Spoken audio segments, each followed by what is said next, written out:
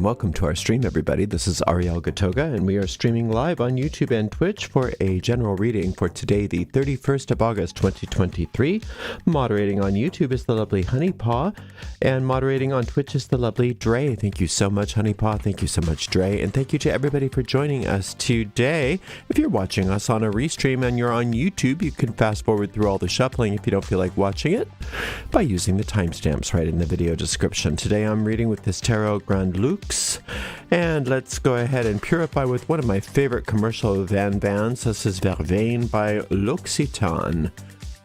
It smells almost identical to natural verbena.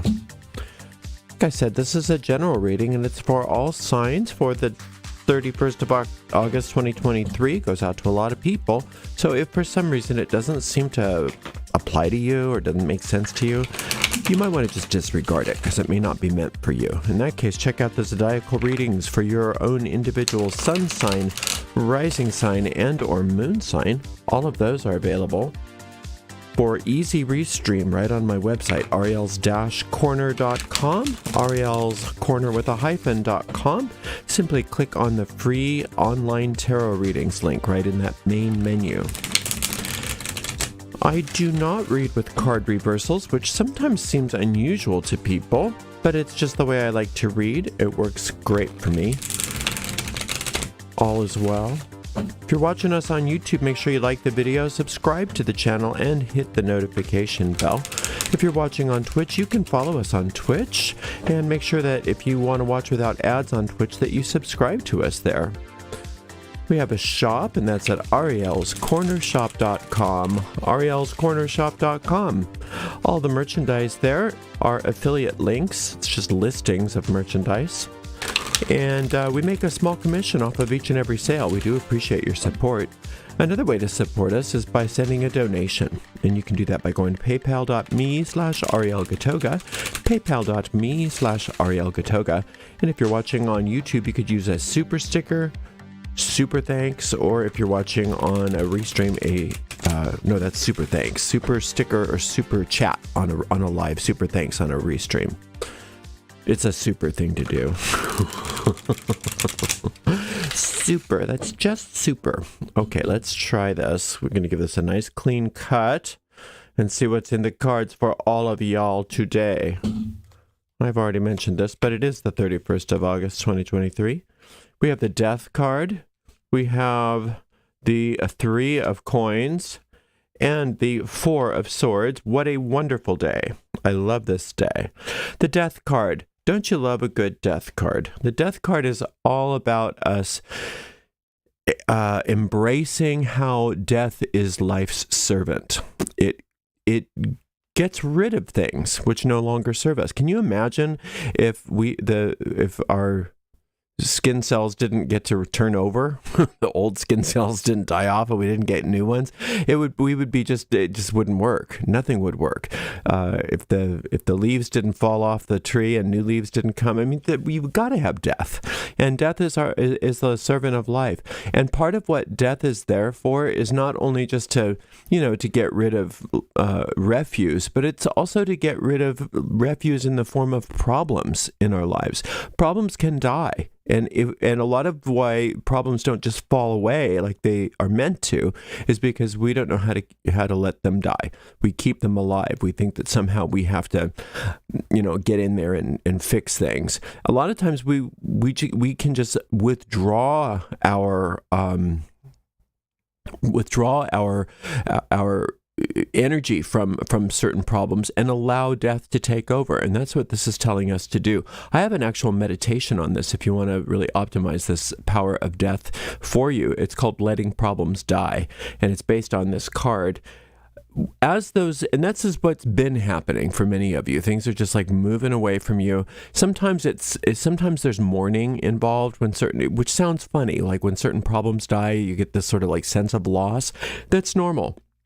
Don't think that there's something wrong with you if you're going through that. But you don't want to dwell on that either, because one of the main reasons why this death is happening is so that this rebirth can happen. And that's what is happening right now. So much of the work that you've been doing hasn't been able to come to full fruition just because your garden's been overrun by weeds. And those weeds, as they die off, the death of those weeds actually fertilize the soil and make for a lot of new beginnings. And the shoots of those new beginnings are just starting to come up right now. And some of you can see that. You can say, well, yeah, that did happen. There was a good thing that happened recently. Good things do seem to be sort of happening. I just didn't think they were that important. Well, the reason why you don't think they're that important is because you don't understand that those beginning shoots that happen in this early spring are just a precursor to the great harvest that will be coming later in the year. And there's so much lushness, there's so much positive growth that is ready to take over the garden of your life right now. So, and it's not arbitrary. You've been working on it. You've been working hard. And a lot of you have maybe been thinking like, well, I've been working, but haven't I just been spinning my wheels? Well, that's because of all these weeds in your garden, but they're getting clear cut.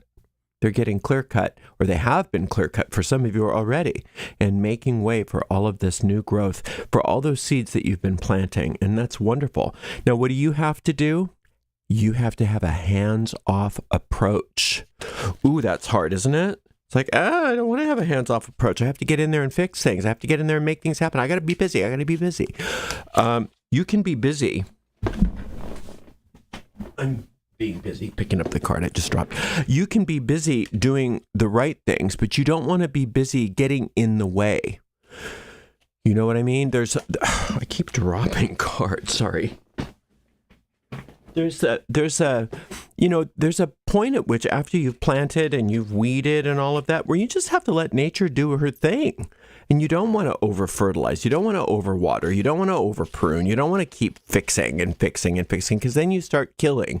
You don't want to be the agent of death yourself. You want death to support all the life forms in your life, but you don't want to be the one to kill off the very things that are now coming to life because of all of the hard work that you've been doing. Right? So you have to learn that magic of letting the universe do its thing, and you have that hands-off approach. You say, I'm not gonna get involved in all the minutia of my life anymore. I'm just gonna let things take their course, and I'm just gonna keep doing what I'm supposed to be doing. And you know what you're supposed to be doing. And if you don't know what you're supposed to be doing, you can get guidance. But let's open this reading, because I have a feeling it's going to get more into that in a minute. Okay, then we have this 3 of Cups, this 2 of Wands, and a 6 of Wands. Okay, so there is that 4. When we have the 4 with a 6 like this, it is always saying, not my will, but yours be done. That's what that means. Not my will, but my higher will. Not the will of my ego, but the will of my soul.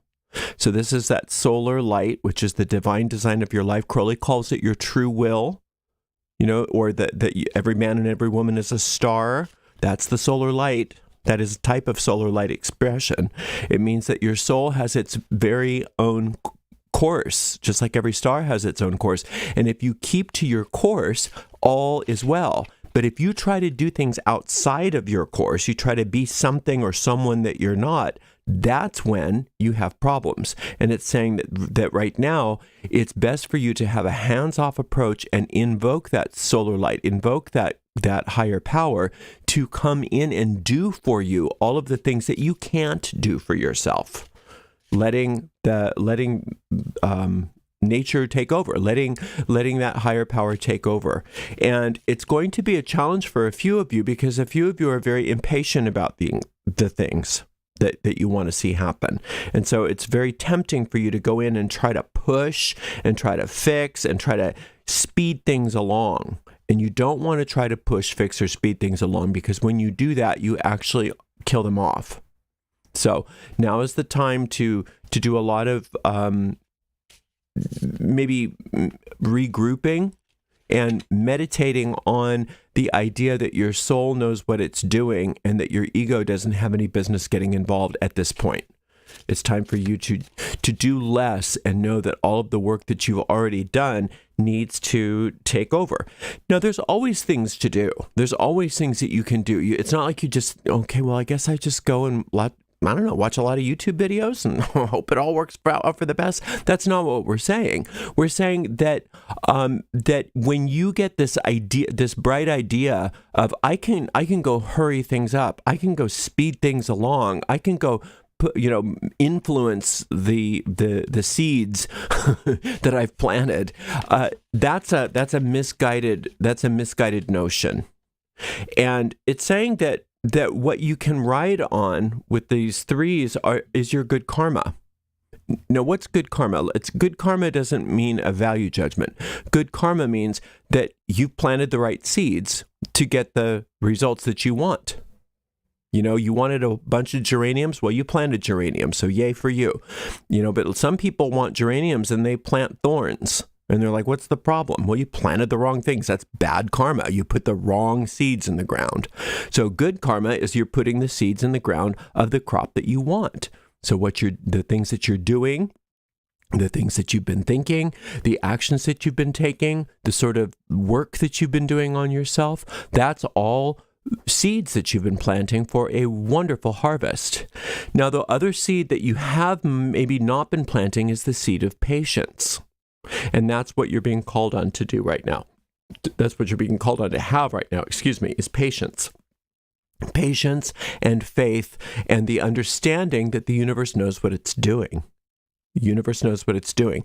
So instead of having some grand idea about how you can fix things or move things or shape things or rush things, what you're being called on to do is to stay in the moment and recognize that this moment is all that you have power in. And at this moment, if you choose to, you can be guided. You can be led as to what to do and how to respond to whatever is in front of you. And it's really going to be all about you taking things one tiny step at a time and not trying to influence your future so much right now, because your future's in good hands. But remember, you have free will. And if you say, well, I know my future's in good hands, but I know better, you have every right to go in and mess it up if you want to. But I don't think you really want to. And a lot of times we have bright ideas that had we just thought twice before executing those bright ideas, we would have saved ourselves a lot of trouble. So, and we're not saying that you don't have really good ideas. You obviously do, because they're coming to fruition. But the wrong idea right now is this idea that you can speed it up or that you should speed it up. It's not even that you could speed it up, it's that you should. You should. You know what happens when you give a bunch of hormones to vegetables to speed it up? They suck. They're awful. You don't want to eat those vegetables. They don't have any flavor. You've destroyed all the nutrient value. You've destroyed your crop, basically. No, you want to have patience, and you want to have nature do her work for you, because she knows better than we do. Right? So she's on this. Infinite intelligence is on this. Your soul's on this. Everybody, every aspect of your life is on this. So your job is to take things one little step at a time and ask to be guided and led within the moment, trusting that your intuition knows what it's doing and that you have succeeded at planting all the right seeds, and that all of the dross, all of those weeds that you have been having to contend with seem to have been cleared or are being cleared. So now there's not much more for you to do except for being guided in the moment, except for staying in the moment and getting your mind out of your future for right now. It's hard, I know. It can be challenging to not think about the future all the time, but right now it's better for you not to live in the future. It's better for you to live in the present, because then you're going to be less inclined to get your grubby little paws on things that you have no business having them on. It's like you don't want to dig up those seeds and make sure that they're growing. You don't want to go, try to get inside the womb and say, "Are you okay, baby? Are you going? Are you growing? Are you growing?" Because that's how you kill things, right? Is when you try to get in where you don't belong. So stay very true to the present moment and allow yourself to be guided and led, and know you've done all the right things, and you continue to do all the right things as long as you stay out of that impatient drive to try to influence your future. Your future is very safe. Your future is very safe. Call on that solar light. Use that death card meditation if you have a chance. You can use that solar light meditation. I have 2 different versions of it on my YouTube channel. It's a wonderful tool to really make sure that you're aligning with your soul's will and with the divine design of your life, and not getting involved where you don't belong. Thank you so much for joining me today. I so appreciate you, and thank you so much, Honey, Paw, and Dre. We will see you all tomorrow for another general reading. Blessed be.